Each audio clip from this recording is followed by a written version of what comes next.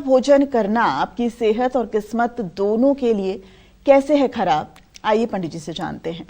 पंडित जी, झूठा भोजन और क्या आपस में परिवार में, यानी कि एक पिता अपनी बेटी का अगर झूठा भोजन खाता है तो क्या वो भी खराब माना जाएगा?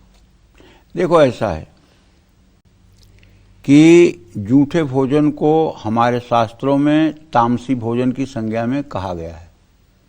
गीता के 17वें अध्याय में ये वर्णन आता है, यातयामम गतरसम पूत परियुष्टम चेत उच्छिष्टमपचामेध्यम भोजन तामस प्रिय।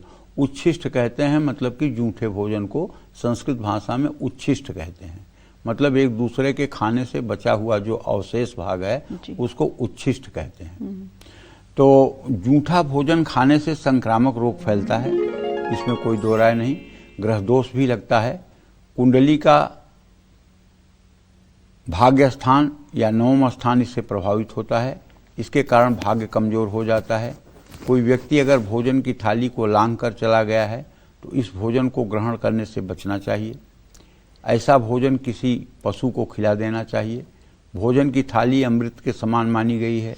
एक साथ बैठकर भोजन करें, ऐसा करने से परिवार की तरक्की होगी और सेहत अच्छी रहेगी। जिस भोजन से बाल निकल जाएं, ऐसे भोजन को ग्रहण नहीं करना चाहिए।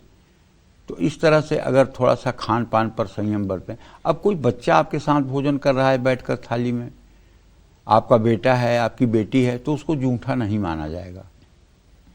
या पति पत्नी एक साथ भोजन कर रहे हैं तो उसको भी झूठा नहीं माना जाएगा।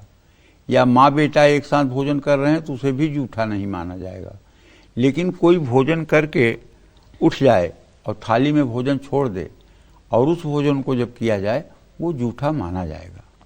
हाँ, कहीं कहीं शास्त्रों में ये कहा गया है, लेकिन मैं ये अपनी तरफ से नहीं कह रहा हूँ, संतों के मुंह से सुना हूँ, वो कह रहा हूँ कि अपने गुरु का उच्छिष्ट खाने में कोई दोष नहीं होता है।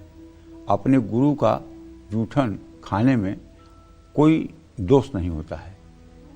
वो उच्छिष्ट जो है वो अमृत है। जैसे भगवान को प्रसाद चढ़ाया जाता है और उस प्रसाद को हम अर्पित करते हैं अमृत के भाव से, उसी तरह से गुरु के द्वारा जो उच्छिष्ट होता है वो भी अमृत रूप में ही हमारे लिए लाभकारी होता है। जय मां विंध्यवासिनी।